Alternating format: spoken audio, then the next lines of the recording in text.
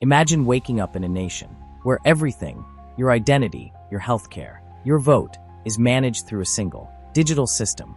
No paperwork, no waiting in lines, no human error. Every decision is instant, seamless, automated. The government isn't just online, it is the network itself.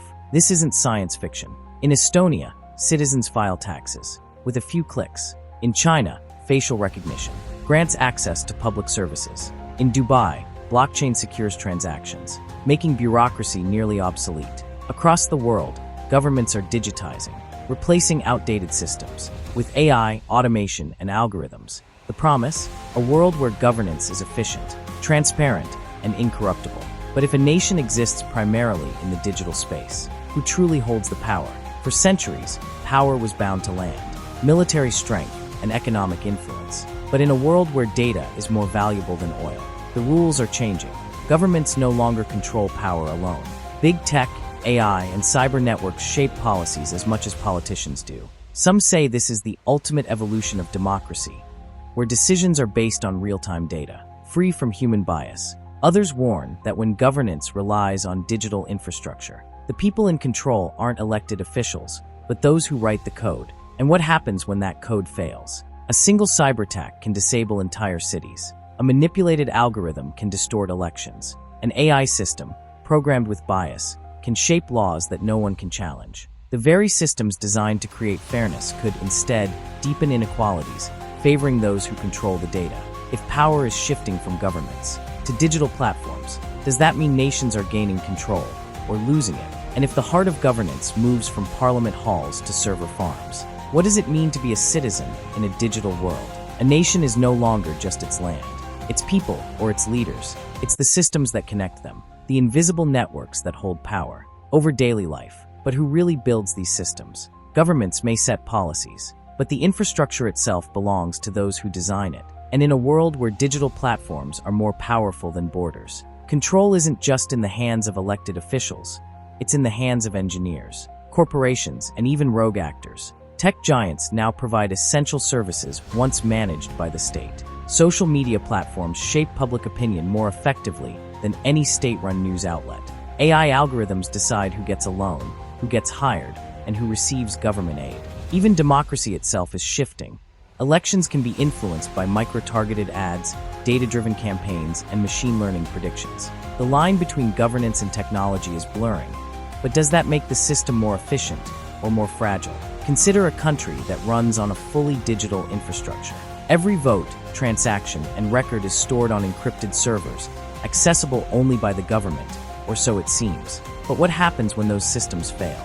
A single cyberattack could erase voter records, disrupt financial markets, or shut down public utilities in seconds. The more digitized a nation becomes, the more dependent it is on the security of its networks. And if those networks are compromised, the very foundation of governance collapses. The reality is, no system is impenetrable. Hackers have already breached government databases, stolen classified intelligence, and even taken control of critical infrastructure. But not all threats come from the outside. What if the real vulnerability isn't foreign cyber warfare, but the very algorithms running the system?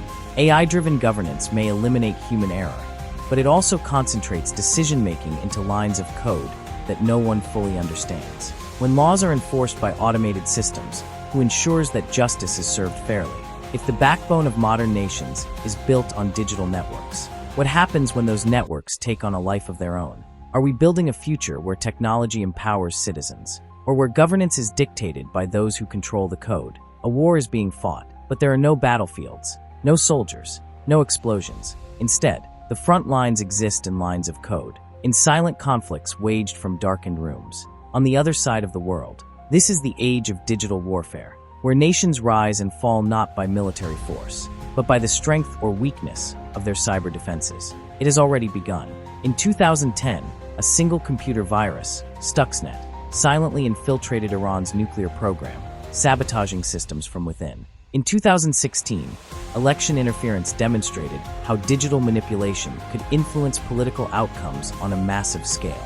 Today, entire economies, power grids, and communication networks can be crippled with a well-placed cyber attack. Unlike traditional warfare, there are no treaties, no rules of engagement, only an endless, invisible arms race where nations, corporations, and independent actors all compete for control.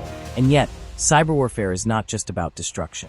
It is about influence. The most powerful attacks do not take down networks. They manipulate what people believe to be true. Deepfake videos can manufacture political scandals. AI-generated disinformation can turn public opinion against governments. When reality itself is editable, how does a nation defend against a war that targets perception rather than infrastructure? For the first time in history, the most powerful countries may not be those with the largest armies, but those with the most sophisticated algorithms. A government's survival may depend not on its ability to enforce laws, but on its ability to defend its data. And if war is no longer fought on the ground, but in the cloud, then who holds the ultimate power? The nations themselves, or the ones who control cyberspace? If digital sovereignty is the new frontier of national security, then every country faces the same question. How do you protect something you can't see? And if a nation's entire identity exists in the digital space, what happens when it is erased? A nation is more than its borders. It is its people, its culture, its identity. But what happens when that identity is no longer defined by geography, but by data? When citizenship is not tied to a passport, but to a digital profile? Some governments are already experimenting with this idea. Estonia's e-residency program allows anyone in the world to become a digital resident, accessing business and financial services without ever setting foot in the country. In El Salvador, Bitcoin has become legal tender, transforming the nation into a financial experiment powered by blockchain. And in an age where remote work and decentralized economies are rising, the concept of a nation itself is shifting. Could digital states, free from physical boundaries, become the future of governance? But a digital nation raises difficult questions. If citizenship is virtual, where does accountability lie? Who enforces laws when governments exist only as code?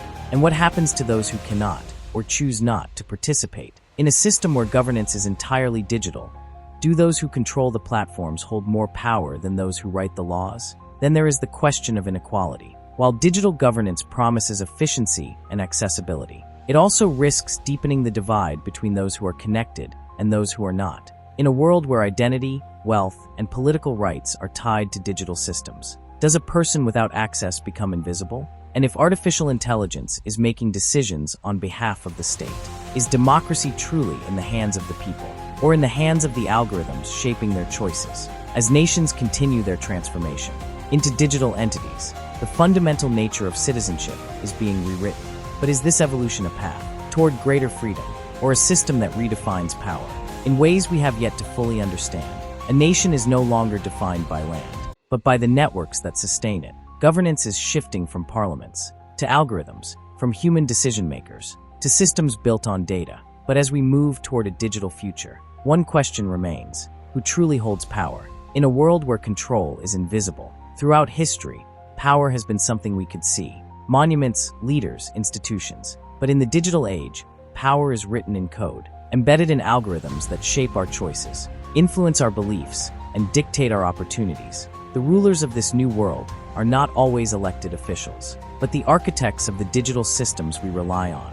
A well-placed algorithm can control public sentiment more effectively than any speech. A single company can possess more information about citizens than entire governments. And as artificial intelligence becomes more sophisticated, it may not just assist in governance, it may replace it. But what happens when the system begins to govern itself? If laws are enforced by AI, do they become more just, or simply more absolute? If a government is run on data, can it ever truly represent the human nature? The promise of digital governance is efficiency, transparency, and accessibility. But what if it also leads to a world where decisions are unquestionable, where authority is hidden behind layers of automation? And then there is the question of control. If the infrastructure of nations is digital, does sovereignty still exist? Or does it depend on those who own the platforms? Could a country be held hostage not by military force, but by the threat of a system shutdown? When governance is no longer tied to geography, is it possible for nations to disappear, not through war or collapse, but simply by going offline? As we stand on the edge, the future remains uncertain. Will the digital evolution of nations lead to a new era of democracy and global unity, or will it create a world where power is more concentrated, more opaque, and more difficult to challenge than ever before? This video has come to an end, but the discovery continues. Check out more content on the channel and subscribe so you don't miss what's next. Thank you for watching.